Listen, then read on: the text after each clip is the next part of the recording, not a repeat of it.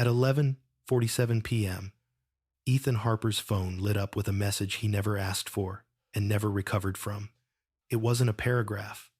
It wasn't an explanation. It was a single photo.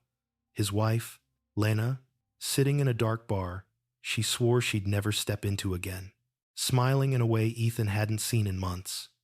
Her hand rested on another man's leg, like it had every right to be there.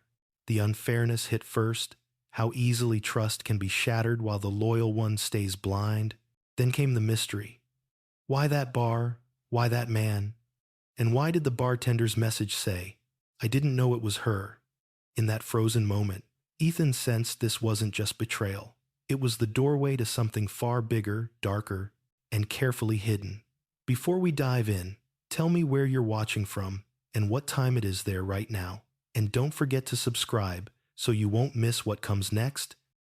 The photo stayed on Ethan Harper's screen long after the light should have dimmed.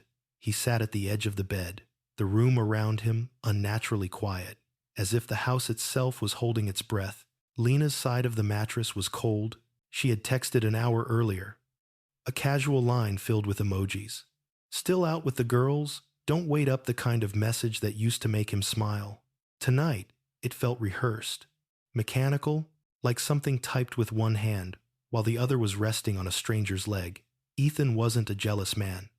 That was the irony that made the moment burn deeper. He'd built his marriage on trust so solid he never thought to question it. He worked long hours, came home on time, remembered anniversaries, listened when Lena talked about her frustrations at work or her restless need to feel seen. When she said she needed more space lately, he gave it. When she said girls' nights helped her breathe, he encouraged them. Love, he believed, meant not holding too tightly, but trust, once broken, didn't crack politely. It shattered, the unfairness of it all pressed down on his chest. He had been here, loyal, predictable, steady. And somewhere across the city, his wife was laughing in a place tied to a chapter of their lives they had sworn was closed forever.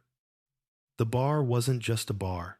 It was Marrow and Pine, a name that carried history like a bruise. Years ago, when their marriage was young and fragile, that place had nearly pulled them apart. Lena had promised never to go back. She'd said it with tears in her eyes and her hands wrapped around Ethan's, swearing some doors should stay shut. Yet there she was, clear as glass. No room for misunderstanding. The message beneath the photo gnawed at him even more than the image itself. I didn't know it was her. Miles Rivera had been Ethan's friend long before he became a bartender. They'd shared cheap beers, broken dreams, late-night talks about who they wanted to become. Miles wasn't dramatic. He wasn't the type to stir trouble. If he sent this, it wasn't for entertainment. It was a warning or an apology. Ethan stood and paced the room, every step echoing too loudly in his ears. His first instinct was to call Lena, demand answers, let anger do what it does best, explode and burn everything in reach. His phone was already in his hand, her name glowing at the top of his contacts. One tap and the illusion would shatter out loud. But something stopped him. It wasn't weakness. It was instinct, a quiet, colder voice beneath the shock, telling him that whatever this was, it didn't begin tonight. It had roots, patterns, lies, stacked carefully over time. If he confronted her now, he'd only get what she was prepared to give, a story shaped to survive, not to tell the truth. Ethan lowered the phone. He sat back down, elbows on his knees, and forced himself to breathe. He studied the photo again, this time like evidence instead of a wound. The man beside Lena wasn't sloppy or drunk. His posture was relaxed and confident. His watch caught the neon light, expensive, deliberate. Lena's smile wasn't wild or reckless. It was familiar, comfortable. That realization hurt more than the betrayal itself. This wasn't a mistake. Memories began rearranging themselves in Ethan's mind, clicking into new, uglier shapes. Lena's sudden interest in new clothes. The perfume, she said, was just a free sample. The way her phone never left her side anymore, not even when she showered. He had noticed all of it and dismissed it as stress, as growth, as him being paranoid. Now, those excuses felt like blindfolds he had tied himself. The front door finally opened just after midnight. Ethan didn't look up right away. He listened instead, the soft kick of Lena's shoes against the wall, the careful way she closed the door, trying not to wake him. Her steps slowed when she realized the bedroom light was still on. "Ethan," she called gently, like someone testing thin ice. He raised his eyes. For a fraction of a second, something flickered across her face. Surprise, calculation, fear. It was gone so fast he almost doubted it, but almost wasn't enough anymore. "Hey," she said, forcing a smile. "You're still up?" He nodded. "Couldn't sleep." She laughed lightly, moving to hang her jacket, her back to him. "Me neither." Girls' night turned into one of those long talks, you know. Ethan watched her reflection in the mirror. She avoided her own eyes. Her wrist brushed water under the sink, scrubbing at something invisible. A faint stamp faded into nothing. His heart sank quietly. "Did you have fun?" he asked. "Yeah," she replied too quickly. "Just dancing, talking, the usual." The lie didn't shout, it whispered, and somehow that was worse. Ethan said nothing more. He let the silence stretch, heavy and uncomfortable. Lena glanced at him again, searching his face for signs, anger, suspicion, anything. He gave her none. That unsettled her more than yelling ever could. She went to shower. The water ran. Ethan's phone buzzed once more in his hand. "Miles, I'm sorry, man. I thought you should know," Ethan typed back with steady fingers. "Where did she go after?" A pause, then left with him. About 15 minutes after the photo, Ethan closed his eyes. Whatever Lena was hiding, it wasn't over. It was active, moving, and it had teeth. As the shower steam filled the hallway and the woman he loved washed away the night, Ethan made a decision that would change everything. He wouldn't confront, not yet. He wouldn't beg for honesty from someone who was already choosing secrecy. He would watch, he would listen. He would learn the truth, no matter how ugly it was. Because some betrayals don't end a marriage. They reveal the story that was happening underneath it all along. Morning came without relief. The sunlight slipped through the curtains like an intruder, illuminating everything Ethan wished he could unsee. He lay awake beside Lena, her breathing slow and even. One arm draped across his chest as if nothing in the world had shifted. That simple weight, once comforting, now felt like evidence of a crime scene disturbed and rearranged overnight. Ethan stared at the ceiling, replaying the night again and again. The smile in the photo, the lie delivered too smoothly, the stamp she tried to erase. None of it screamed chaos. That was the most frightening part. Whatever Lena was doing, she was practiced, careful, and that meant it had been going on longer than Ethan wanted to admit. When Lena finally stirred, she kissed his shoulder, murmured a soft good morning, and slipped out of bed. She moved with exaggerated normalcy, humming as she brewed coffee, chatting about errands she needed to run, and a meeting later in the afternoon. Ethan listened, answering when necessary, filing away every word like a detective, taking notes at a crime he never volunteered to investigate. After she left, the house fell quiet again. This time, the silence didn't wait politely. It pressed in. Ethan opened his laptop and logged into their shared banking account, something he hadn't felt the need to check in years. He scrolled through recent transactions slowly, methodically. Groceries, gas, a charge from a boutique downtown he didn't recognize, but nothing from Marrow and Pine. No bar tab, no late-night spending that could explain the photo. Someone else had paid. The realization chilled him. Affairs were one thing, but secrecy with financial insulation suggested intent, planning, control. He pulled up social media next. Lena wasn't tagged in anything from the night before, but the women she claimed to be with were. He clicked through their stories, his jaw tightening as he watched smiling faces, clinking glasses at a rooftop lounge across town. Different location, different energy, No Lena. Not even in the background. Ethan exhaled slowly, the last threads of denial snapping one by one. He sent a casual message to one of the women, someone he'd known for years. Nothing accusatory, just a light, friendly check-in. The reply came 20 minutes later, awkward and delayed. She said Lena had left early, claimed she wasn't feeling well. The words felt borrowed, rehearsed. Ethan closed the chat. Around noon, his phone vibrated again. Miles.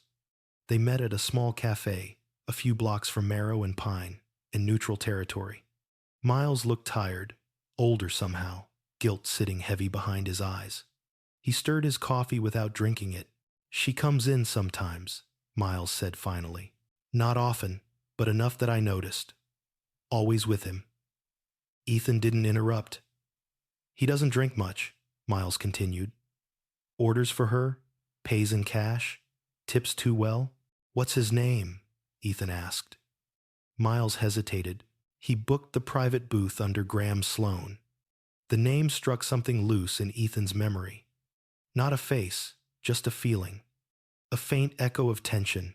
He nodded, committing it to memory. That afternoon, Ethan did something he never imagined himself doing. He followed his wife. He kept his distance, hating himself with every red light. Every turn, he took a few cars behind her. This wasn't who he was, but neither was the man sitting in their bedroom at night staring at photos of his wife with strangers. Lena stopped at a boutique downtown. Ethan watched from across the street as she emerged with a small black bag folded carefully under her arm. She checked her phone, scanned the street, then walked quickly to her car. His chest tightened. Gifts were one thing.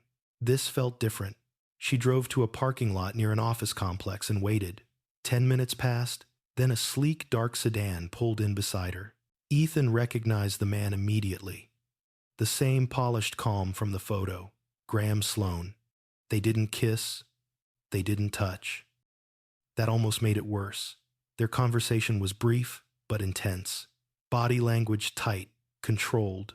Graham handed Lena a thin envelope. Not a gift bag. Not flowers. Paper. Lena took it like it weighed too much. Ethan lifted his phone and took a photo, his hands trembling. The click sounded too loud in his ears, even from across the lot. When Lena drove away, Ethan stayed behind, staring at the empty space Graham had occupied. This wasn't romance. It was leverage. Back home, Ethan dug deeper. Graham Sloan wasn't hard to find if you knew where to look. He wasn't famous. He was worse, quietly notorious. Lawsuits settled out of court, consulting firms that dissolved and reappeared under new names, online whispers about discretion services, about people who paid him to keep secrets buried. Ethan felt the ground tilt beneath him. That night, Lena came home subdued. She barely ate. She checked her phone constantly. When Ethan asked how her meeting went, she flinched before recovering. Fine, she said. Just stressful. Ethan nodded, filing away the flinch. Later, as she slept, he stared at the ceiling again. His anger had cooled into something sharper. Purpose. If Graham Sloan was holding something over Lena, then the photo wasn't the beginning. It was a symptom. And if Lena was lying to protect Ethan, or herself, or something else entirely, then the truth was already costing them both. Ethan understood one thing with brutal clarity now. Love didn't mean closing your eyes forever. Sometimes, it meant opening them wider than you ever wanted to. Whatever was hidden in that envelope, whatever past Lena was trying to outrun, Ethan would find it. Not to punish, not to explode, but because no marriage survives in the dark. And whatever waited there was already reaching for them. Ethan didn't sleep that night. He lay beside Lena, listening to the rhythm of her breathing, wondering how something so familiar could suddenly feel staged. Every inhale sounded rehearsed, every shift of her body like an actor adjusting between scenes. When dawn finally crept in, he felt no relief, only the dull certainty that the truth was already in motion, whether he was ready or not. By mid-morning, Ethan had made a decision that scared him more than anger ever could. He would stop guessing. Guessing left room for excuses. Guessing allowed lies to breathe. He needed facts. He called in sick to work for the first time in years. The lie tasted bitter, but it was necessary. Then he drove to Marrow and Pine. The bar looked different in daylight, less dangerous, less seductive. Just brick, glass, and a faded sign that seemed harmless without neon burning behind it. Ethan parked across the street and sat in his car, hands on the wheel, pulse thudding. He felt ridiculous and exposed, like a man pretending to be someone he wasn't, but curiosity, need kept him there. Through the windows, he could see Miles behind the bar, wiping down counters. No customers yet. Ethan crossed the street and stepped inside. Miles looked up and froze. "You shouldn't be here," he said quietly.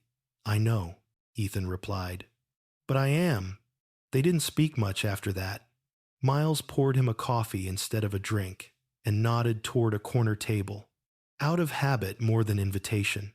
Ethan sat, watching the door, every nerve alive. "Tell me everything," Ethan said. Miles leaned against the counter, eyes down. "He comes in once or twice a week. Always late, always the booth. She never looks comfortable. Man, not happy, not guilty either. More like cornered." Ethan's jaw tightened. "Did they ever touch?" "Not like that. Too careful. He talks. She listens. And you sent the photo because..." Miles met his eyes. "Because I've seen this before, and it never ends well." That answer stayed with Ethan long after he left the bar. That afternoon, he returned home to a house that felt less like a sanctuary and more like a set waiting to be dismantled. Lena wouldn't be back until evening. Ethan moved through the rooms slowly, his gaze sharper than it had ever been. He wasn't searching drawers or invading spaces yet. He was looking for what didn't belong. In the hallway closet, behind coats they rarely wore, he found a shoebox. Inside were old documents, neatly stacked, insurance papers, utility bills, nothing incriminating. But the box itself was new. Ethan replaced it exactly as he found it. Patience, he reminded himself. He couldn't afford mistakes. When Lena came home, she was quieter than usual. Her eyes were tired, shadows deepening beneath them. She smiled when she saw him, but it didn't reach her eyes. "You okay?" she asked. "Yeah," Ethan said. "Just tired." She nodded, relieved. They ate dinner in near silence, the clink of silverware sounding louder than it should have. When Lena excused herself to shower, Ethan's phone buzzed again. "Miles, he'll be there tonight."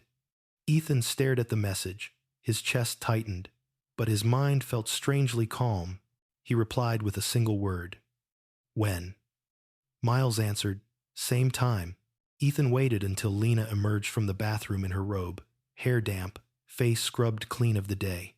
She moved to sit beside him on the couch, resting her head on his shoulder. "I know I've been distant," she said softly. "I'm just dealing with some things." Ethan's heart ached. "You don't have to do it alone." She stiffened almost imperceptibly. "I know," but she didn't elaborate. An hour later, Lena checked her phone and stood. "I forgot I need to run out. I left something at work." The lie slid out smoothly, too smoothly. "I can come with you," Ethan offered. "No," she said quickly, then softened. "It'll be quick." He watched her leave, the door closing behind her with a finality that felt symbolic. Ethan grabbed his keys. He followed her again, keeping a greater distance this time. His hands were steadier now. His fear had hardened into focus. Lena didn't go to work. She went to Marrow and Pine. Ethan didn't go inside. He waited. Minutes dragged into an hour. The bar glowed warmly through the windows, a beacon of everything he was losing. Then, finally, Lena emerged. Graham followed moments later. They spoke briefly near the curb. Graham leaned in, said something that made Lena's shoulders sag. She nodded. Graham left first. Lena stood alone for a moment, arms wrapped around herself, eyes shining with something dangerously close to tears.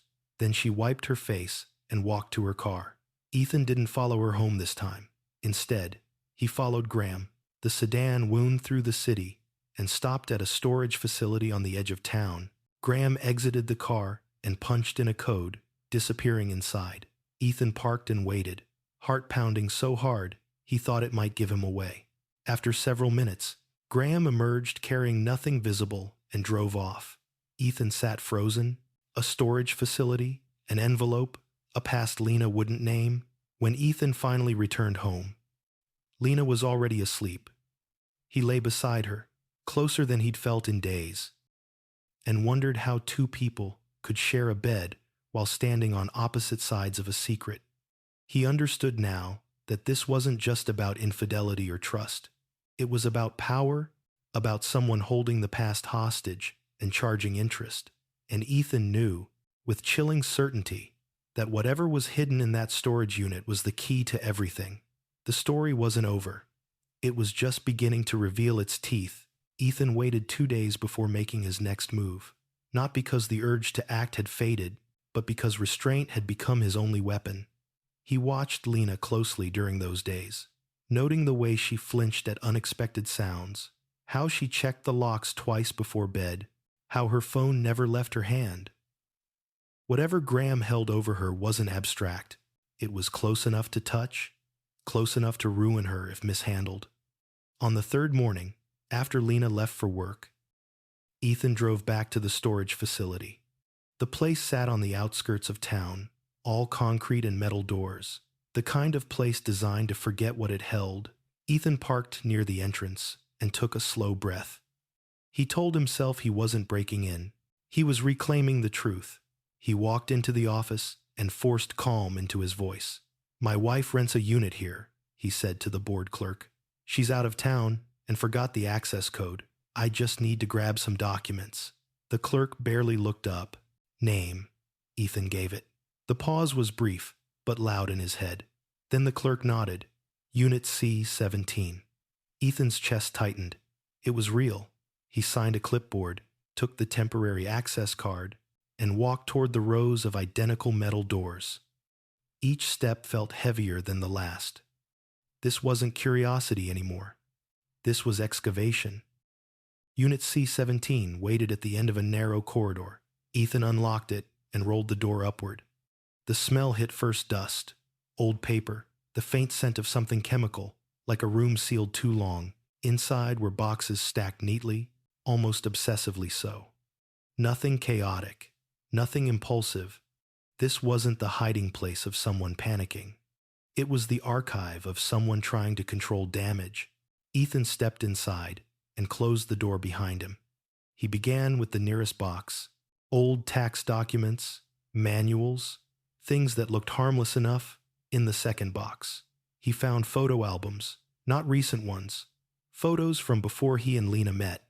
College years, parties, faces he didn't recognize.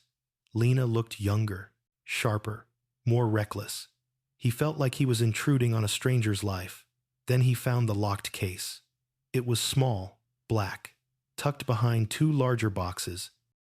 The kind of case designed to protect something fragile or dangerous. Ethan stared at it for a long moment before kneeling. The lock wasn't sophisticated. He broke it with shaking hands. Inside was a folder. On the tab, written in Lena's handwriting, was a date. A date Ethan recognized immediately. It was 6 months after their wedding. His breath caught. He opened the folder slowly, as if speed might change what waited inside. The first page was a police report. Not an arrest, but an incident. Names redacted, location familiar. His stomach dropped when he recognized the address. It was his brother's apartment. Ethan's vision blurred. He flipped through the pages, heart pounding, trying to make sense of words that refused to arrange themselves kindly. There were witness statements. There was Lena's name. There was mention of an argument. Raised voices. Alcohol, something that escalated. Something that ended before it became criminal, but not before it became leverage. Ethan stumbled back, sitting hard on the concrete floor. This wasn't an affair. This was a buried landmine. The realization hit him with a force that stole the air from his lungs. Lena hadn't been meeting Graham because she wanted to. She'd been meeting him because someone had dug this up, because someone had threatened to expose a moment that could fracture more than their marriage. It could destroy his family. And suddenly, the betrayal cut in a different direction. Ethan felt sick, angry, devastated, protective. All at once, he closed the folder and returned everything exactly as he found it. By the time he stepped back into the daylight, his hands were steady again, but his understanding of his life was irrevocably altered. That night, he didn't confront Lena. Instead, he watched her. She moved through the house like someone walking through a dream she wanted to wake from. When Ethan touched her shoulder, she flinched before relaxing, forcing a smile. "You're quiet," she said. "So are you," Ethan replied gently. She nodded. "I just want this week to be over." Ethan said nothing, because he finally understood what this meant. Later that night, unable to sleep, Ethan drove to see Miles. The bar was nearly empty, lights low, the hum of refrigeration filling the silence. Miles looked up as Ethan approached, reading his face instantly. "You found it," Miles said. Ethan nodded. Miles exhaled slowly. "I was afraid of that." "You knew," Ethan said. "It wasn't an accusation. It was a confirmation." "I didn't know details," Miles replied. "But I knew Graham's style. He finds a pressure point and squeezes hard." "Why tell me?" Ethan asked. "Why not warn Lena?" Miles looked away. "Because people like Graham count on isolation. I figured if you knew, she wouldn't be alone anymore, even if she hated me for it." Ethan absorbed that in silence. "What do I do?" he asked finally. Miles leaned forward. "You don't confront him blind, and you don't confront her angry. You get help." Ethan thought of the folder, of the date, of his brother's name, hovering at the edge of the truth like a ghost. He nodded. For the first time since the photo arrived, Ethan felt something shift inside him. Not hope, but clarity. This wasn't a story about a wife who went out with friends. It was a story about how the past never stays buried, and how the truth, once uncovered, demands a reckoning from everyone involved. Including him, Ethan didn't go home after leaving the bar.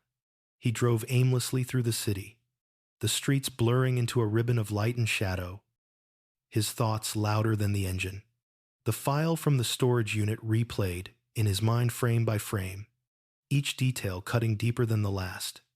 He had always believed the worst betrayals were loud screaming matches, slammed doors, confessions soaked in tears, but this one had been silent, carefully wrapped, hidden behind years of normalcy.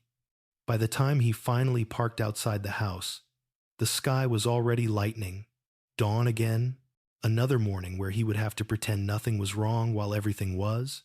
Lena was already awake. She sat at the kitchen table, hands wrapped around a mug she hadn't touched, staring at nothing.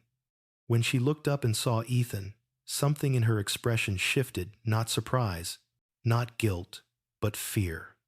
Real, unguarded fear. "You didn't come to bed," she said quietly. "I couldn't sleep," Ethan replied. They stood there. The truth, hovering between them like a fragile object, neither dared to touch. Ethan wanted to say her name, to ask why, to demand everything. Instead, he sat across from her. "Is someone threatening you?" he asked. The question landed hard. Lena's fingers tightened around the mug. For a moment, Ethan thought she would finally break. Her lips parted. Her eyes filled. Then she closed herself off, walls slamming back into place. "You're imagining things," she said. "You're tired. We both are." Ethan nodded slowly, masking the storm inside him. "Okay." The relief on her face was immediate and devastating. That day, Ethan contacted an attorney. Nadia Cross didn't come cheap, and she didn't waste time. Her office was minimalist, sterile, designed to keep emotions from contaminating decisions. She listened without interrupting as Ethan laid out everything: the photo, Graham Sloan, the envelope. the storage unit, the file. When he finished, she leaned back in her chair, eyes sharp. "This is extortion," she said plainly. "And if he's done it once, he's done it before." "Can we stop him?" Ethan asked. "Yes," Nadia said, "but not by confronting him. Not yet. You need proof. Clean, recorded, something that holds up when he denies everything, which he will." Ethan exhaled slowly. "And my wife?" Nadia's gaze softened just a fraction. "Your wife is a victim of leverage, but that doesn't erase the damage secrecy has done. We can address both, but not at the same time." That night, Ethan told Lena he'd been offered a short-term assignment out of town. The lie slid out easier than he expected. She barely reacted, just nodded, distracted, relieved. That reaction hurt more than anger ever could. Instead of leaving town, Ethan checked into a motel 2 miles away from Marrow and Pine. From there, he watched. Miles kept him informed. Graham's schedule was predictable. He liked control. He liked routines. He liked knowing where people would be. Ethan followed instructions. He let Graham see him once, just briefly. A calculated accident outside the bar, a shoulder bump, an apology exchanged. Graham looked at Ethan with polite curiosity, already cataloging him. That was enough. 2 days later, Ethan received a text from an unknown number. "You shouldn't be digging." His hand stayed steady this time. He forwarded the message to Nadia. She replied almost immediately. "Good. He's nervous." That evening, Ethan returned home earlier than expected. Lena was in the living room, pacing. When she saw him, color drained from her face. "You said you were leaving," she said. "I changed my mind," Ethan replied calmly. "We need to talk." She shook her head. "Not now. Now," he said gently, but firmly. They sat across from each other again, like strangers negotiating a fragile truce. "I know about the storage unit," Ethan said. The silence that followed was absolute. Lena's breath hitched. Tears spilled instantly this time, uncontrolled, her composure finally shattering. "You weren't supposed to find that," she whispered. "I wasn't supposed to find the photo either," Ethan said. She buried her face in her hands. "I was trying to protect you." Ethan leaned forward. "By lying to me, by carrying it myself," she sobbed. "I thought if I kept it contained, it would die. I didn't know he would find it. I didn't know he'd use it." Ethan closed his eyes briefly. "How did Graham get it?" She shook her head. "One of my friends. I trusted her. I told her years ago, during a breakdown. She promised it was safe." Ethan felt another crack run through the foundation of their life. "I need you to listen," he said. "We can stop him, but only if you tell me everything. No more filters. No more protection." Lena looked up at him, eyes red, voice barely audible. "He said if I told you, he'd release it, to your family, to the press, to everyone. And now he will anyway," Ethan said quietly. "Because that's how men like him work." She nodded, defeated. "What do we do?" "We let him think he's winning," Ethan replied. "And we record him saying it." The plan unfolded over the next week, with brutal precision. Nadia coordinated the legal framework. Miles handled logistics inside the bar. Lena, shaking but resolute, agreed to meet Graham one final time. Ethan listened from a nearby car. Every word transmitted through a concealed recorder. Graham didn't disappoint. "You've dragged this out," he said smoothly. "That makes things expensive." "I don't have more money," Lena replied. "That's unfortunate," Graham said. "Because accidents happen. Files get emailed." "And if I pay?" she asked. "Then this stays buried," he said, "like it always should have." The words settled into the recording like a verdict. When the meeting ended, Ethan didn't feel triumph. He felt exhaustion, but it was enough. Nadia moved quickly. So did the authorities. Graham Sloan was arrested 2 days later on charges that spanned far beyond Lena. Extortion, coercion, conspiracy. The fallout was quiet at first, then loud. Ethan's family learned the truth in controlled fragments, painful but survivable. The past, once weaponized, lost its power when dragged into the light. Lena moved out temporarily, not as punishment, as space. They met weekly, with a counselor. Sometimes they spoke, sometimes they just cried in the same room. Trust didn't return quickly. Healing never does. But for the first time since 11:47 p.m., Ethan slept without checking his phone because the story had changed. It was no longer about what had been hidden. It was about what they chose to rebuild, honestly, painfully, and without darkness holding the pen anymore. The days after Graham Sloane's arrest moved in strange, uneven waves. There were moments when the world seemed to pause when Ethan could sit at the kitchen table alone, hands wrapped around a cooling mug of coffee, and almost believe that the worst had passed. Then the phone would ring, or an email would arrive, or a memory would surface, sharp and uninvited, reminding him that consequences didn't disappear just because justice had finally spoken. Lena stayed with her sister across town. The house felt cavernous without her, every creak amplified, every empty room accusatory. Ethan told himself the space was necessary. Nadia had insisted on it. You can't heal while you're still bleeding on each other, she'd said. Intellectually, he understood. Emotionally, it felt like living inside an echo. They spoke daily, but carefully. Conversations stayed practical. Legal updates, schedules, therapy appointments, anything emotional hovered at the edges, too fragile to touch directly. Ethan found himself missing the smallest things, the way Lena used to hum when she cooked, the habit she had of stealing his socks. Absence, he learned, could be louder than betrayal. The investigation widened quickly. Nadia called one afternoon with a tone that told Ethan to sit down. They're finding more victims, she said. Graham didn't just stumble onto leverage, he had a pipeline. Ethan's stomach tightened. Through the bar, through social circles, Nadia corrected. Friends, confidence, people who talk. That word lodged itself in Ethan's chest. Friends. He thought of the women Lena went out with, the stories that didn't line up, the ease with which someone had fed Graham just enough information to dig deeper. It hadn't been a stranger. It never was. Miles confirmed it later that night. I recognized her name when all this started, Miles admitted, voice heavy with regret. I didn't want to say anything until I was sure. Who? Ethan asked, though part of him already knew. Marissa Cole, Miles said. She used to come around with Graham, not together working. She'd hang out, listen, remember things people forgot they'd said. Marissa? Lena's closest friend for years? The one who encouraged the girls' nights? The one who always knew just enough about everyone's business to seem caring, attentive? The one who'd been there the night Lena broke down years ago and confessed what she thought would never matter again? Ethan closed his eyes.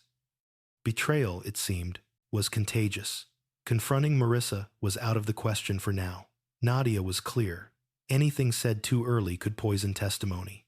So Ethan waited, the truth burning in his chest like a live wire. Therapy started the following week. They didn't sit close. They didn't hold hands. The counselor, an older woman with calm eyes, let silence do its work before asking the questions that mattered. When did you first feel alone in this marriage? She asked Lena gently. Lena's answer came after a long pause. When I stopped telling him things, because I was afraid of hurting him. Ethan felt the words land like a quiet explosion. And you? The counselor asked him. When I realized I'd been protecting a version of her that didn't actually exist, Ethan replied. They cried that day. Both of them. Not theatrically. Not loudly. Just the kind of crying that comes from exhaustion and the slow collapse of denial. It didn't fix anything. But it cracked something open. Outside the therapist's office, Lena hesitated. Thank you for not destroying me, she said softly. Ethan met her eyes. Thank you for finally letting me in. The legal process moved forward with brutal efficiency. Graham's assets were frozen, his communications dissected. Marissa was subpoenaed. When Ethan heard, he felt a grim sense of balance. Return to the universe. Actions had edges. Lies had weight. Marissa tried to call Lena. Once, then twice. Then she stopped. Weeks passed. The story began to circulate, though details remained vague. Ethan's brother called one night, voice thick with regret and shame. They spoke for hours, pulling apart a night neither of them had ever truly processed. It wasn't easy, but it was honest. Healing, Ethan learned, wasn't a straight line. It was a series of deliberate, uncomfortable choices. One evening, Lena came by the house to collect more of her things. They moved around each other carefully, like dancers relearning steps. "I don't expect forgiveness," Lena said quietly. "Not now, maybe not ever." Ethan leaned against the counter, studying her face. She looked older, so did he. "I'm not deciding forever," he said. "I'm deciding today." She nodded, accepting that for what it was. After she left, Ethan sat alone and scrolled back to the photo that had started it all. He didn't feel the same surge of pain anymore. It was still there, but transformed. Less like a wound, more like a scar. That image had ruined the illusion, but it had also saved him from living inside a lie. Ethan powered off his phone and looked around the quiet house. For the first time in weeks, the silence didn't feel like punishment. It felt like space. And in that space, something fragile but real began to form. Not certainty, not closure, but the possibility that truth, once faced, could become the foundation for something stronger than blind trust ever was. Time changed texture after that. Days no longer rushed past in a blur of shock. They stretched, slow and deliberate, forcing Ethan to feel every inch of what had happened. He returned to work, but his focus fractured easily. Colleagues' voices faded into background noise as his mind replayed conversations that now carried new meanings. Trust, he realized, wasn't just broken, it was redefined. And redefining it hurt more than losing it. Lena kept her distance, honoring the boundary they'd set. Sometimes she texted updates about court dates or therapy appointments. Sometimes she said nothing at all. Ethan learned to sit with that silence without filling it. He started running in the mornings again, pushing his body until his lungs burned, as if pain with rules felt safer than pain without them. One afternoon, Nadia called with news that tightened his spine. Marissa agreed to cooperate. Ethan closed his office door and leaned against it. What changed? Evidence, Nadia said, and fear. Graham documented everything. Payments, messages, instructions. Marissa wasn't just a gossip. She was a recruiter. The word felt obscene. Ethan pictured Marissa's easy smile, her sympathetic nods, the way she'd positioned herself as a safe place for secrets. He wondered how many lives she'd touched with that same calculated kindness. "Will Lena have to testify?" Ethan asked. "Yes," Nadia said. "So will you. It won't be gentle." That night, Ethan told Lena. She went quiet for a long moment on the phone. "I was afraid of that," she said finally. "But I'll do it." Her voice was steady, stronger than he expected. Court moved faster than Ethan imagined. The first hearing was procedural, impersonal, but it stirred something raw inside him. Seeing Graham Sloan in person again, stripped of his polish, his confidence dulled by fluorescent lights, didn't bring satisfaction. It brought clarity. He wasn't a mastermind. He was a parasite, and parasites relied on silence. Marissa entered later, eyes darting, posture defensive. She didn't look powerful now. She looked small. Lena testified a week later.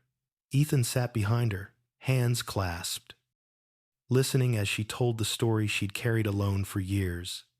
She spoke of fear, of shame, of the moment she realized silence had become its own form of violence. Her voice trembled once, then steadied. When she finished, the courtroom was so quiet Ethan could hear his own heartbeat. Graham's attorney tried to twist her words, to frame her as complicit, reckless, unstable. Lena didn't rise to it. She answered calmly, truthfully. No dramatics, no apologies. Ethan felt something loosen in his chest. Afterward, outside the courthouse, Lena turned to him. I didn't look for you in there, she said. I didn't want to lean on you. I was there anyway, Ethan replied. She nodded. That was enough. The verdict came sooner than expected.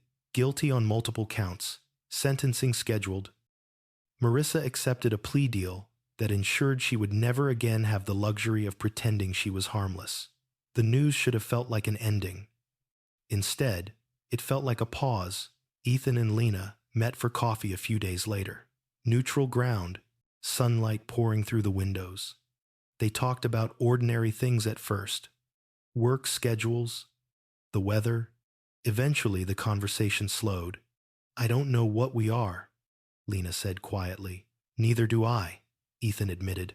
She looked at him, really looked at him. But I know what we were wasn't sustainable. He nodded. Trust can't survive where fear lives. They sat with that truth, letting it breathe. Later that evening, Ethan returned home and opened the windows, letting fresh air sweep through rooms that had held too much secrecy for too long. He boxed up old reminders, not to erase the past, but to stop tripping over it. He didn't throw them away. He labeled the box and stored it carefully. Some things deserved acknowledgement, not denial. Weeks turned into months. Therapy continued. Conversations deepened. Some days were lighter than others. Forgiveness, Ethan learned, wasn't a switch. It was a practice. Some days he managed it. Some days he didn't. Lena respected that. She stopped asking for reassurance and started offering accountability instead. One evening, she asked if she could come over for dinner. Just dinner. Ethan cooked, nothing fancy. They ate slowly, talking about a book they'd both read years ago. Afterward, they sat on the couch, space between them, comfortable but cautious. I don't want to go back to what we were, Lena said suddenly. Even if you forgive me, Ethan studied her face. Neither do I. What do you want then? She asked. He considered the question carefully. Something honest, even if it's harder. She smiled sadly. Honesty is terrifying. Yes, Ethan agreed, but at least it's real. When she left that night, Ethan felt a quiet sense of progress. Not victory. Progress. He knew some people would judge his choices, staying connected, not burning everything down. But this wasn't about appearances anymore. It was about integrity, his own. The photo that once felt like a death sentence had become a beginning, not a happy one, but a necessary one. Ethan understood now that betrayal didn't always end love. Sometimes it ended illusion. And while illusion was comfortable, it was also fragile. Truth, once faced, could be built upon, slowly, carefully, together or apart. Either way, Ethan knew one thing with certainty now. He would never again mistake silence for peace. And that knowledge, hard-earned and deeply painful, felt like freedom. The sentencing happened on a gray Tuesday morning, the kind that made the city feel muted and distant. Ethan sat in the courtroom again, not because he had to, but because he needed to see the end of it with his own eyes. Graham Sloan stood rigid when the judge read the charges, his earlier confidence replaced by a tight, resentful stillness. There was no dramatic outburst, no apology, just numbers, years, consequences stacked neatly into a future he could no longer control. When it was over, Ethan didn't feel triumph, he felt release. Outside, the air was cold and sharp. Lena stood a few steps away, arms wrapped around herself, staring at the courthouse doors as if they might reopen and swallow the moment whole. Ethan hesitated, then stepped closer. It's done, he said quietly. She nodded. That part is. They didn't touch. They didn't need to. The truth had finally reached daylight, and for the first time, it wasn't threatening to drag them under. Life, however, didn't pause for closure. The weeks that followed were deceptively ordinary. Ethan returned to routines. He'd abandoned grocery shopping without rushing, answering emails without rereading them 5 times, sleeping through the night without jolting awake at phantom vibrations. Yet beneath the surface, Everything had shifted. He noticed how carefully he now listened to people, how attuned he'd become to what wasn't being said. Once learned, vigilance didn't simply disappear. Lena continued therapy on her own. She didn't ask Ethan to sit in anymore. Instead, she shared what she learned afterward, not as a confession, but as information. Patterns, triggers, accountability. She stopped framing her actions as mistakes and started calling them choices. That mattered more to Ethan than apologies ever had. One evening, she invited him to walk with her through a park near her sister's apartment. It was early autumn, leaves just beginning to turn. They walked side by side, hands brushing occasionally, neither pulling away nor reaching further. "I keep thinking about that night," Lena said. "The photo." Ethan nodded. "Me too. I used to hate it," she continued. "I thought it ruined everything. And now," he asked. She exhaled. "Now I think it saved me from becoming someone worse." Ethan considered that. It saved me from living in a story that wasn't true. They stopped near a bench. Lena turned to face him fully. "I don't know what this becomes," she said. "Us. I won't pretend I do. I don't need certainty," Ethan replied. "I need honesty, even when it costs." She swallowed. "Then you should know something." Ethan's muscles tensed automatically. "Okay. Marissa didn't just betray me," Lena said. "She tried to reach out again. Last week. From a different number." Ethan's jaw tightened. What did she want? To apologize? Lena said flatly. To explain? To say she was pressured? And, Ethan asked. "I blocked her," Lena said. "Not because she doesn't deserve accountability, but because I don't need her voice in my life anymore." Something in Ethan's chest loosened. Not relief. Respect. They resumed walking, the silence between them no longer heavy. A month later, Ethan made a choice of his own. He requested a temporary leave from work and drove to his brother's place. They hadn't seen each other in person since the truth came out. Phone calls were easier. Distance allowed editing. Ethan didn't want edited anymore. The conversation was hard, raw. Words stumbled and fell apart before they made sense. But for the first time, nothing was hidden. They talked until the sun went down. Then some more. When Ethan left, he felt drained but lighter. Reconciliation. He learned. It wasn't forgiveness alone. It was responsibility shared. Instead of buried, back home. Ethan began reshaping his space. He repainted walls, rearranged furniture. Not to erase memories, but to stop living inside them. The house slowly became less of a monument to what had been lost, and more of a place where something new could exist. Lena came over more often, sometimes for dinner, sometimes just to sit and talk. They laughed occasionally, tentatively at first, then more freely. The laughter surprised them both. One night, as rain tapped softly against the windows, Lena looked around the living room and smiled faintly. "It feels different in here." "It should," Ethan said. "So do we." She hesitated. "Do you ever wish you'd never seen the photo?" Ethan didn't answer immediately. He thought of the man he'd been before, steady, trusting, blind to cracks forming beneath his feet. He thought of the man he was now wary. Yes, but awake.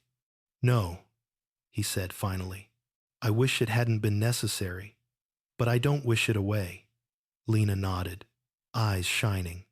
"Neither do I." That night, when she left, Ethan stood by the window long after her car disappeared. He wasn't waiting for a call. He wasn't bracing for impact. He was simply present. The story that had begun with betrayal was no longer about betrayal. It was about what people did when the lies were stripped away. Some ran, some fought, some chose the slower, harder path of rebuilding with open eyes. Ethan didn't know where his would lead. He only knew this. Whatever came next would be built on truth or not built at all. And for the first time in a long while, that didn't scare him. Winter arrived quietly, without ceremony, and with it came a different kind of clarity. The city slowed, people retreating indoors, conversations shortening, faces tightening against the cold. Ethan found that the season suited him. There was no pressure to perform happiness, no expectation that wounds should have healed simply because time had passed. Winter understood restraint. He and Lena continued their careful orbit around each other. No labels, no promises, just consistency. It turned out that showing up without guarantees required more courage than grand declarations ever had. One afternoon, Ethan received an email from Nadia marked urgent. They met an hour later in her office. She slid a folder across the desk, her expression unreadable.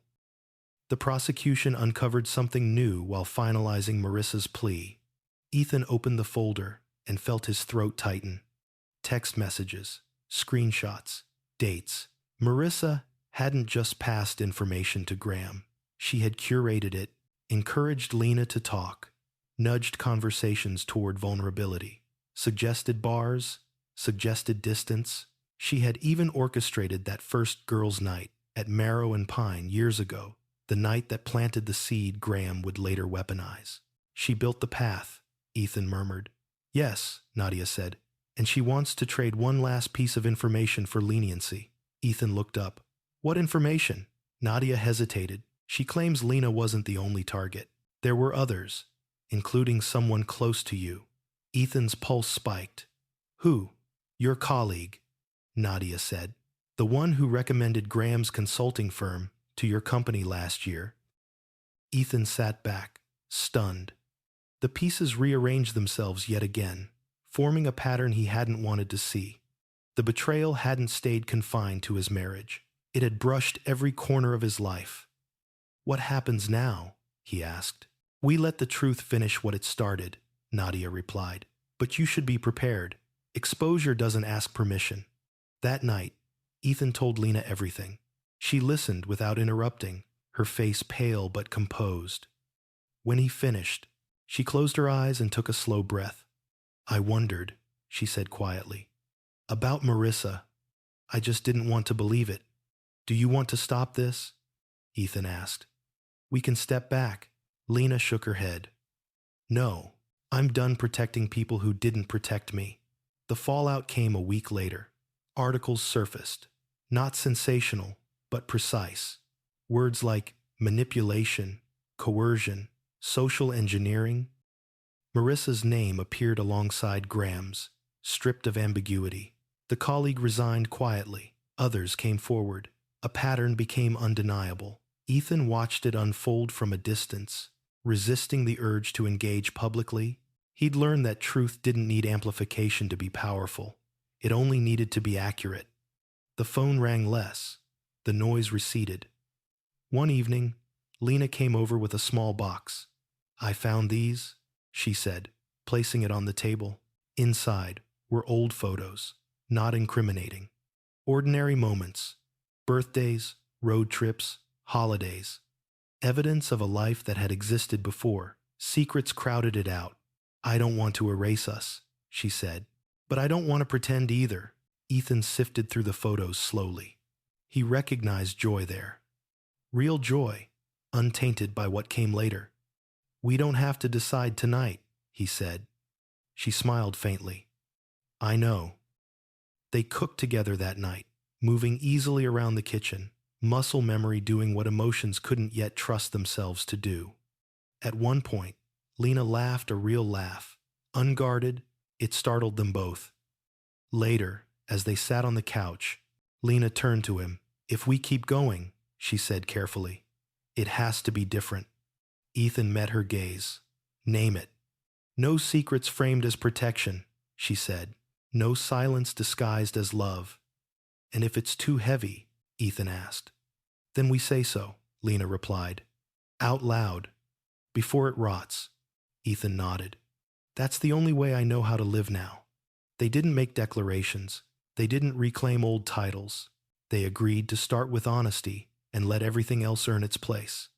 As the months passed, Ethan noticed how the vigilance he'd learned began to soften, not disappear, but integrate. He trusted differently now. More deliberately, with boundaries. He no longer confused openness with safety or loyalty with blindness. One night, while organizing old files, He found the screenshot of the original photo saved deep in his cloud storage. He stared at it for a long moment, then deleted it, not out of denial, but because he no longer needed it to remember what mattered. The image had done its job. It had broken a lie wide enough for the truth to escape.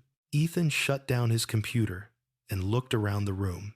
Lena was in the kitchen, humming softly, the sound drifting toward him like a promise that didn't need to be spoken. The story that began with betrayal hadn't ended in revenge. It ended in accountability, and in that, Ethan found something he hadn't expected at all. Not the old version of love, untouched and naive, but a stronger one, built with eyes open and hands steady. Not perfect, but real. Spring crept in slowly, tentative, as if unsure it was welcome. Buds appeared on trees that had looked dead for months, and with them came a quiet sense of movement life. Continuing, indifferent to human wreckage, Ethan noticed it on his morning runs, the way color returned without asking permission. Healing, he realized, worked the same way. It didn't announce itself. It showed up when you weren't looking. He and Lena settled into a rhythm that felt new, not borrowed from the past. They didn't live together again. Not yet. Instead, they chose intention over convenience. Dates were planned, not assumed. Conversations were deliberate, sometimes exhausting, often necessary. They learned each other again, stripped of old narratives and defensive habits. One afternoon, Ethan received an unexpected message from his company's board. An internal review had concluded. His name, once loosely associated with the consultant scandal through proximity, was now formally cleared. They offered him a promotion, more responsibility, more visibility. Ethan read the email twice. A year ago, he would have accepted without hesitation. Advancement had been his measure of stability, proof that keeping his head down and doing the right thing paid off. Now, the offer felt heavier. Visibility came with exposure. Exposure came with vulnerability. He told Lena about it that evening. "I don't know if I want it," he admitted. "At least not right now." She studied him carefully. "Because you're afraid." "Yes," he said honestly, "but not of failing, of disappearing into a version of myself that avoids life just to feel safe." She nodded. "Then don't decide yet." That simple permission surprised him. In the weeks that followed, Ethan turned inward. He revisited old journals, tracing patterns he'd never questioned before. How often he'd avoided conflict to preserve peace. How often he'd equated endurance with virtue. He saw now how that mindset had made him predictable, not just to Lena, but to people like Graham. Predictability was comfortable. It was also exploitable. He began saying no more often. To extra projects. To social obligations that drained him. To conversations that demanded silence instead of honesty. Each refusal felt like reclaiming a small piece of himself. Lena noticed the change. "You're different," she said one evening, as they walked along the river. "Quieter, but stronger." "I'm trying to listen to myself," Ethan replied. "I didn't used to," she smiled. "Neither did I." They stopped near the water, watching reflections ripple and distort. Lena hesitated, then spoke. "There's something I need to tell you. And it's not easy." Ethan's chest tightened instinctively, but he nodded. "Go on." "I've been offered a job in another city," she said. "A good one. A fresh start." The word distance echoed loudly between them. "When?" Ethan asked. 3 months, Lena said. "I haven't said yes. I wanted to talk to you first." Ethan felt the familiar urge to swallow discomfort, to reassure, to minimize his own reaction. He resisted it. "What do you want?" he asked. "I want to be healthy," Lena said, with or without geography changing. "And us?" Ethan asked quietly. She met his gaze. "I don't want to use us as a reason to stay or leave. I want us to choose each other or not without pressure." Ethan absorbed that. It wasn't rejection. It was honesty without guarantees. The very thing they'd promised each other. "I don't know what that looks like," he said. "Neither do I," Lena replied. "But I know pretending won't get us there." They stood in silence, letting uncertainty breathe. That night, Ethan didn't sleep much. He lay awake, not spiraling, but thinking about how far they'd come, about how easy it would be to rush into reassurance just to avoid discomfort, about how love built on fear was just another kind of cage. In the morning, he made a decision. He accepted the promotion, but with conditions. Flexible hours, remote options, a slower ramp up. It wasn't standard, it wasn't guaranteed, but it was honest. When he told Lena, she laughed softly. "That sounds like you," she said. "The new you." He smiled. "I'm still getting used to him." As weeks passed, they leaned into the work of choosing, sometimes choosing each other, sometimes choosing space. It wasn't linear. There were days when old hurts resurfaced unexpectedly, when Ethan felt the echo of that photo like a phantom limb. There were days when Lena withdrew, shame reasserting itself in subtle ways. They named it when it happened. "I'm pulling away," Lena would say. "I'm feeling defensive," Ethan would admit. Naming didn't fix everything, but it kept the darkness from pretending it wasn't there. One evening, as they cooked together, Lena paused and looked at him. "Do you ever resent me?" Ethan didn't rush his answer. "Sometimes," he said, "and then I remind myself that resentment is a signal, not a verdict." She nodded, eyes glossy. "I can live with that." Spring deepened into early summer. Lena's potential move loomed closer. They talked about logistics without dramatizing them. What visits would look like, what boundaries they'd need, what honesty would require when distance amplified doubt. Ethan realized he wasn't afraid of her leaving. He was afraid of losing himself again, and that fear, paradoxically, made him stronger. One night, as they sat on the balcony watching the city lights flicker on, Lena reached for his hand. He let her. It felt deliberate, earned. "Whatever happens," she said, "thank you for not turning my worst moment into my only identity." Ethan squeezed her hand gently. "Thank you for letting me stop being the man who pretended not to see." They didn't know how the story would end, but they knew how it would be written. Not with silence, not with fear, but with truth spoken early, held carefully, and honored even when it complicated everything.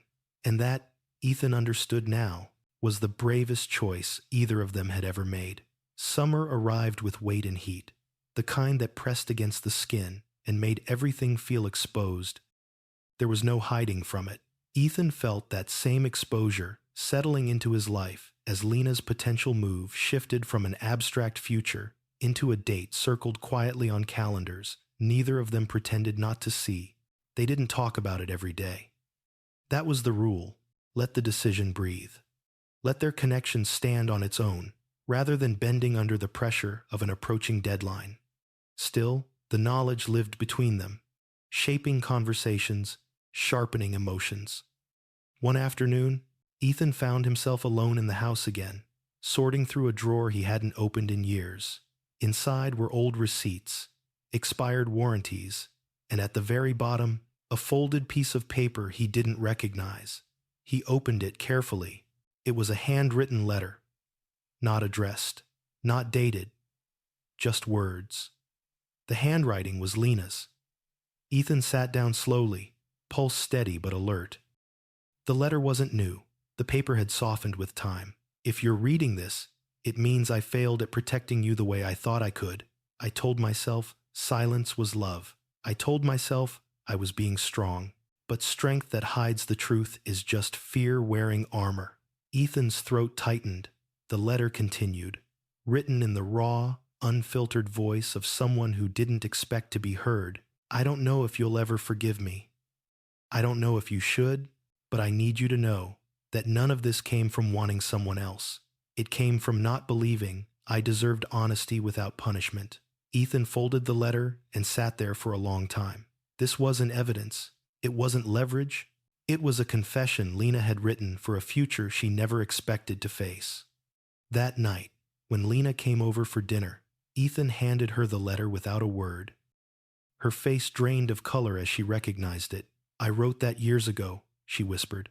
"I thought I destroyed it." "You didn't," Ethan said, and I'm glad. She sat down heavily, hands shaking. I didn't plan for you to ever read it.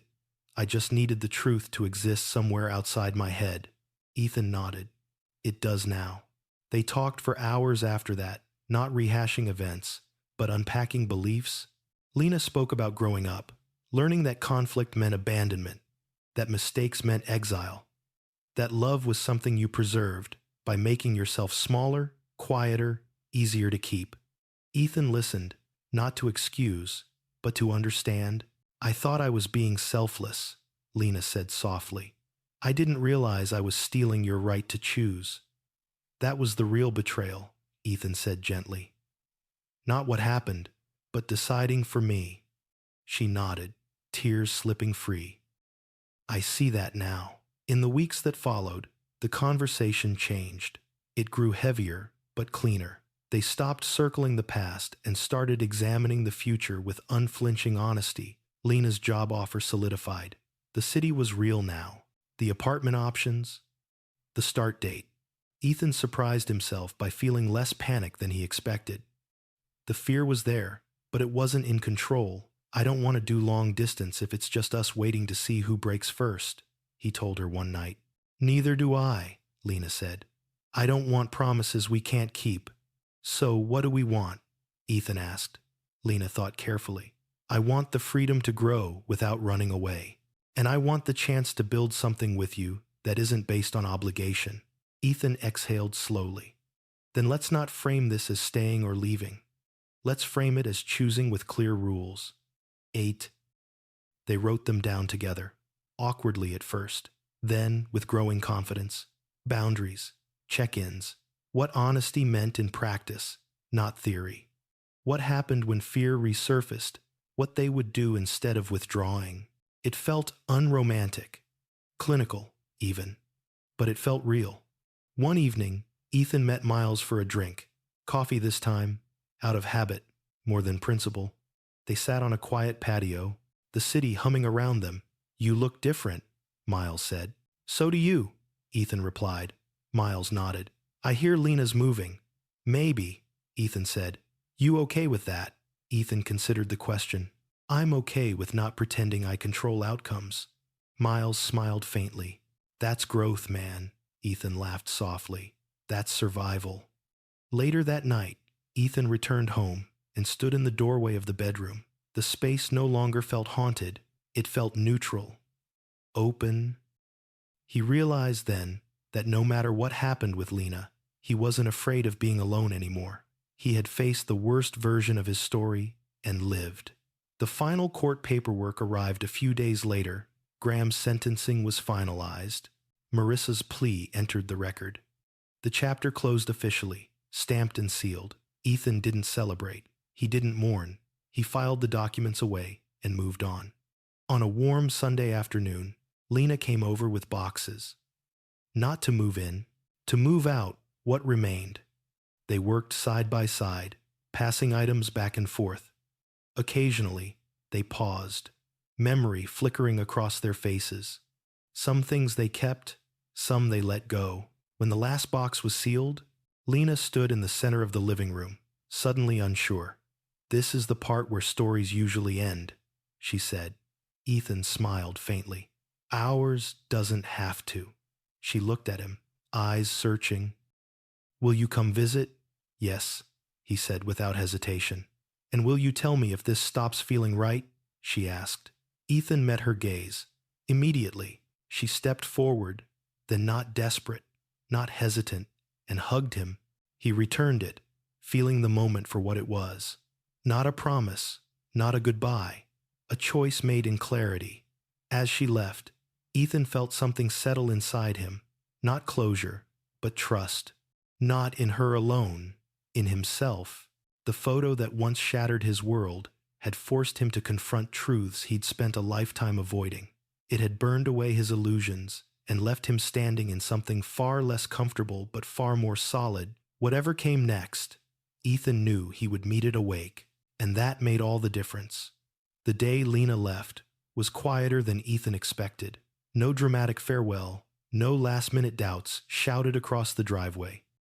just boxes loaded into the trunk, a final walk through the apartment she'd rented for the past months, and a pause at the door that held more weight than words ever could. Ethan helped carry the last box downstairs. When he straightened up, Lena was standing by her car, keys in hand, sunlight catching in her hair. She looked nervous, but grounded, like someone stepping into something unknown with open eyes. "I'll text when I get there," she said. "I know," Ethan replied. They stood there for a moment longer, neither rushing to end it, neither trying to stretch it beyond what it was. When she hugged him this time, it wasn't fueled by fear. It was steady, intentional. Then she drove away. Ethan didn't watch until the car disappeared. He turned back inside instead, closing the door softly behind him. The apartment felt larger immediately, but not emptier.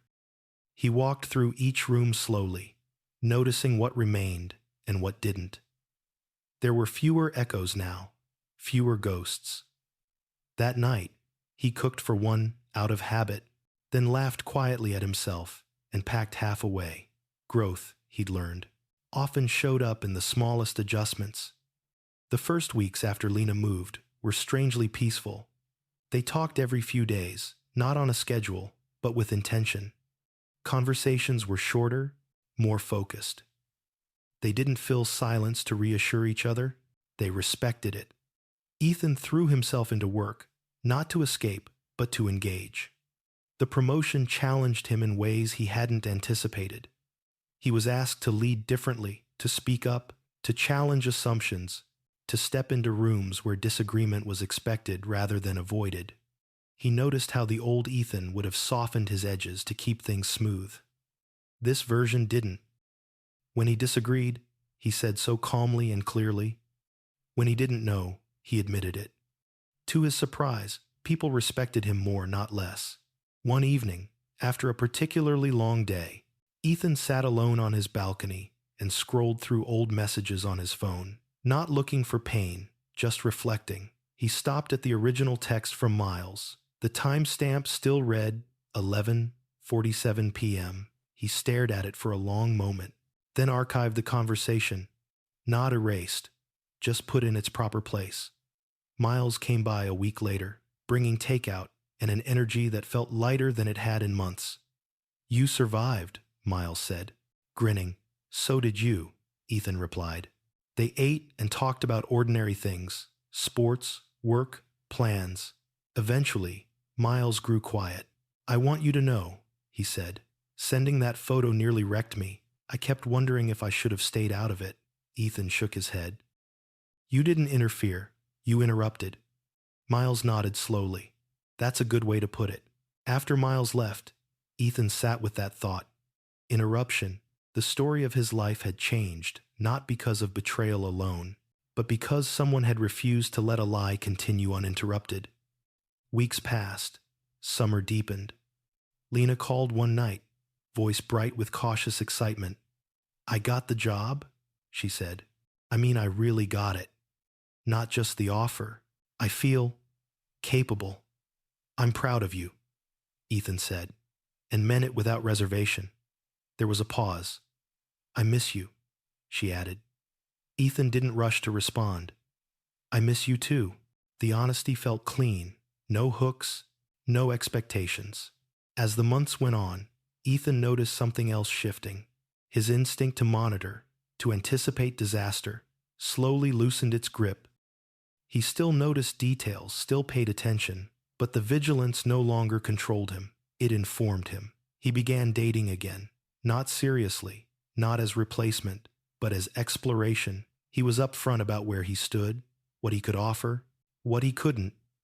Some people drifted away. Others stayed briefly. None of it felt like failure. One evening, on a quiet walk home, Ethan realized he no longer felt defined by what had happened to him. The story had integrated into his life, not consumed it. Lena visited in early fall. She looked different, not transformed, but settled. They hugged easily, laughed more quickly.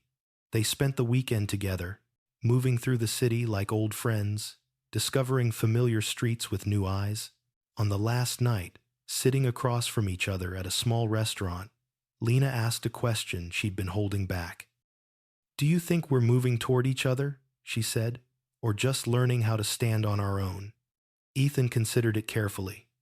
"Both," he said. "And I think that's the point." She smiled. "I was hoping you'd say that. They didn't make plans. They didn't define timelines. They let the night end gently, without urgency." After she left, Ethan returned to his apartment and stood by the window, watching the city settle into sleep.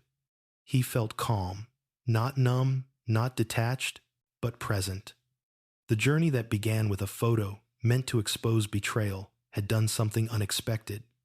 It had forced him to confront how he loved, how he trusted, how he chose silence over discomfort.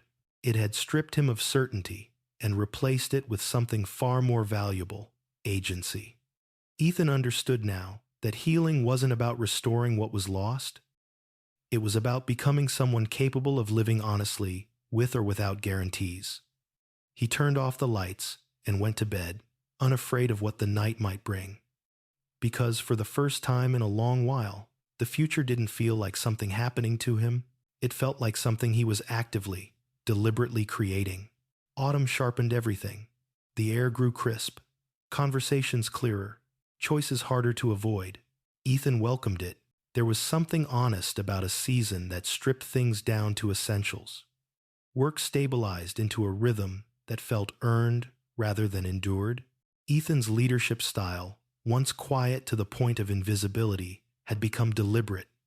He didn't seek authority, he accepted responsibility. When conflicts surfaced, he addressed them early. When uncertainty crept in, he named it. The team responded not with resistance, but relief. Predictability, he learned, was not the same as transparency. On a Friday evening, Ethan received an invitation he hadn't expected: a small conference on ethical leadership, one of those understated events that didn't promise prestige, but attracted people who actually cared. The organizer mentioned a panel discussion on integrity after crisis. Someone had recommended him. Ethan almost declined. Then he remembered the man he'd been before, always stepping aside. Assuming someone else was better suited, he accepted.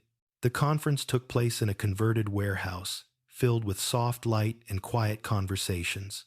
When Ethan took the stage, he felt the familiar flutter of nerves, but it didn't paralyze him. He spoke plainly. He didn't dramatize. He talked about how silence can masquerade as loyalty, how avoidance invites exploitation, how accountability begins long before betrayal is obvious. Afterward, a woman approached him, older than him by a decade, eyes kind but sharp. "You didn't tell a redemption story," she said. "You told a responsibility story. That matters." Ethan smiled. "Redemption feels earned only after responsibility." She nodded. "Exactly." Later that night, he walked home alone, the city alive around him. He felt something settle, a sense that his story, once painful and private, had found a purpose beyond survival. Lena called the next morning. "I saw a post about your talk," she said. "You looked grounded." He chuckled. "That might be the nicest thing anyone said to me this year." They talked for an hour, unhurried. She told him about a project she was leading, how she'd pushed back against a senior colleague without apologizing for it. He listened, proud, not possessive. "I'm coming to town next month," she said casually. "No pressure." Ethan paused, checking himself not for fear, but for desire. "I'd like that," he said. When Lena arrived weeks later, the city welcomed her with rain. They met under an awning, laughter breaking through the gray. It felt easy, not because nothing remained unresolved, but because they no longer expected ease to mean safety. They spent the weekend walking, cooking, talking late into the night. At one point, Lena grew quiet. "I need to say something," she said. "And I don't want you to reassure me." Ethan nodded. "Okay. There are still days I'm ashamed," she said. "Not of what happened, but of who I was becoming before it all came apart." Ethan considered his response carefully. "Shame tells us where growth is possible," he said, "but it shouldn't be where we live." She looked at him, eyes wet but steady. "You've changed." "So have you," he replied. On Sunday evening, as they sat on the couch, Lena asked the question neither of them had wanted to rush. "Do you want to try again?" she asked. "Not as we were, as who we are now." Ethan felt the weight of the moment but not dread. He searched himself for obligation, fear, nostalgia. He found none of them steering the answer. "Yes," he said, "with conditions." She smiled faintly. "Of course. No secrecy framed as protection," he said. "No disappearing when things get hard. And if either of us starts to lose ourselves again, we stop and talk. Immediately." Lena nodded. Agreed. They didn't seal it with a dramatic kiss. They sat there, letting the decision breathe. Aware of its gravity, the following months tested that decision in quiet ways. Distance remained. Misunderstandings surfaced. Old habits tried to resurface under stress. But now, they named them. Early. Honestly. When Ethan felt himself pulling back, he said so. When Lena felt overwhelmed, she didn't hide it. They argued, sometimes not explosively, but openly. Discomfort no longer signaled danger. It signaled engagement, winter returned. But it felt different this time. One evening, while decorating a small tree in Ethan's apartment, Lena laughed and shook her head. "I used to think healing meant forgetting. And now," Ethan asked. "Now I think it means remembering without flinching," she said. He smiled. "That sounds right." On the anniversary of the night the photo arrived, Ethan didn't mark the date intentionally, but his body remembered. He woke early, restless. Instead of spiraling, he went for a long walk. He watched the city wake up. He breathed. That evening, he told Lena how he felt. She listened. Didn't minimize. Didn't apologize. Just held the space. Later, Ethan opened his laptop and wrote a short reflection, not for publication, not for anyone else, for himself. "Truth doesn't destroy what's real," he typed. "It destroys what's false." He closed the file and shut the computer. The man who once believed peace required silence now understood that peace required courage. And courage, he'd learned, wasn't loud, it was consistent. Ethan looked around the room at the woman beside him, at the life slowly taking shape around deliberate choices. Nothing about it was guaranteed, but none of it was built on lies. That was enough. Not a fairy tale, not a clean ending, but a life chosen awake. And for Ethan, that was the most honest victory he could imagine. The year turned without ceremony, no countdowns, no grand resolutions, just a subtle shift in light and temperature that reminded Ethan how quietly time moved when it wasn't being chased or feared. He and Lena had settled into something that no longer felt fragile, but it also didn't feel guaranteed. That balance between commitment and awareness became the foundation they stood on. They decided to try living together again, slowly. Not a dramatic reunion, not a symbolic move-in date. Lena kept her apartment in the other city, and Ethan kept his. She spent weeks at a time with him, then returned for work. The arrangement was inconvenient, expensive, and intentionally imperfect. It forced communication. It forced honesty. The first real test came unexpectedly. Ethan received a call late one evening from his mother. Her voice was tight, careful. Someone had sent her an anonymous message, vague, insinuating, dredging up pieces of the past that should have stayed buried. It wasn't explicit. It didn't accuse. It hinted. Ethan felt the old cold spread through his chest when he told Lena. She didn't panic. She didn't spiral. She sat down, took a breath, and said, "Then we deal with it. Together, out loud." They contacted Nadia immediately. The source was traced within days. One last, a bitter attempt from a peripheral figure connected to Marissa, hoping to reclaim relevance through harm. It went nowhere. Legally, socially, emotionally. What mattered wasn't that the threat failed. What mattered was how differently Ethan responded. He didn't hide it from Lena to protect her. He didn't absorb it silently to protect the image of stability. He shared it. He asked for support, and in doing so, he felt the final residue of the old version of himself loosen its grip. That night, lying in bed beside Lena, Ethan realized something profound. Trust wasn't about believing nothing bad would happen again. It was about believing you wouldn't face it alone or in the dark. Spring returned, gentler this time. Lena's job allowed for more flexibility. Ethan's role stabilized into something sustainable. They began talking not about forever, not about guarantees, but about alignment, where they wanted to be, how they wanted to live, what values they reminded each other of when stress tried to erode them. One evening, while cooking together, Lena set down her knife and looked at him. "I don't want to be the person who almost lost you ever again." Ethan met her gaze. "And I don't want to be the person who disappears into patience until resentment grows teeth." They stood there, kitchen quiet, agreement settling between them like a vow neither needed to perform. Later that month, Ethan attended another speaking event, this time smaller, more intimate. Afterward, a young man approached him, visibly shaken. "My wife lied to me," the man said. "Not like yours, but enough that I don't know what's real anymore. Everyone keeps telling me to calm down, to let it go." Ethan didn't offer advice immediately.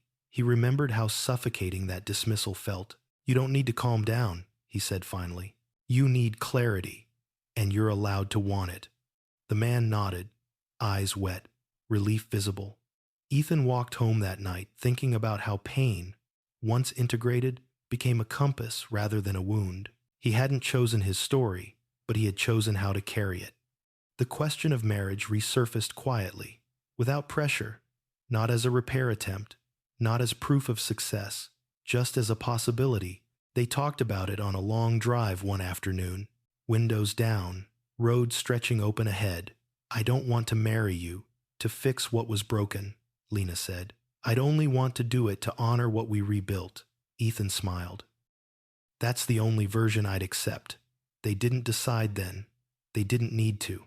Months later, during a quiet weekend away, Ethan woke early and went for a walk alone. He stood by the water, thinking about the man he had been the night his phone lit up at 11:47 p.m., confused, loyal, unaware of how much of himself he'd been withholding to keep the peace. He thought about the photo. It no longer triggered pain. It triggered understanding. When he returned, Lena was awake, wrapped in a blanket, watching the light change. "I was thinking," Ethan said slowly, sitting beside her, "about how close we came to losing everything, and how close we came to never really living," Lena replied. He nodded.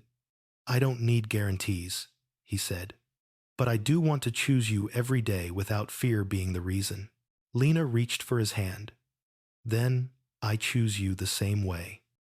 The simplicity of it felt heavier than any grand promise. Later that evening, as they packed to leave, Lena paused and looked at him with a soft, knowing smile. "Whatever happens next," she said, "we didn't survive this to play small." Ethan smiled back. "No, we didn't." As they drove home, the road unspooling ahead of them, Ethan felt something settle fully into place. The story that began with betrayal had traveled through exposure, loss, accountability, and rebuilding. It had stripped him down, taught him where he'd been, complicit in his own silence, and shown him that love without truth was just another form of loneliness. He didn't know how the final chapter would read, but he knew exactly how it would be written, with eyes open, with words spoken early, with courage that no longer mistook endurance for virtue, and with the quiet confidence of a man who had learned that sometimes the moment that ruins everything is the same moment that finally makes life honest. Sometimes the moment that feels like the end of your world is actually the moment your life stops lying to you. Betrayal hurts not only because of what was done, but because it forces us to confront the truths we avoided about our relationships, our boundaries, and ourselves. This story reminds us that silence is never neutral. When we hide pain in the name of love, we don't protect anyone, we only give fear room to grow. Healing doesn't come from pretending nothing happened, and it doesn't come from instant forgiveness. It comes from courage, the courage to face the truth, to demand honesty, to accept accountability, and to rebuild, whether that means together or apart. Real love is not blind loyalty. Real love is two people choosing truth over comfort, again and again, and sometimes, losing the illusion is the only way to gain a life that's actually real. If this story resonated with you, I'd love to hear your thoughts. What lesson stood out most to you? Share your feelings in the comments, and don't forget to subscribe to the channel for more powerful stories about betrayal, healing, and finding strength when life falls apart.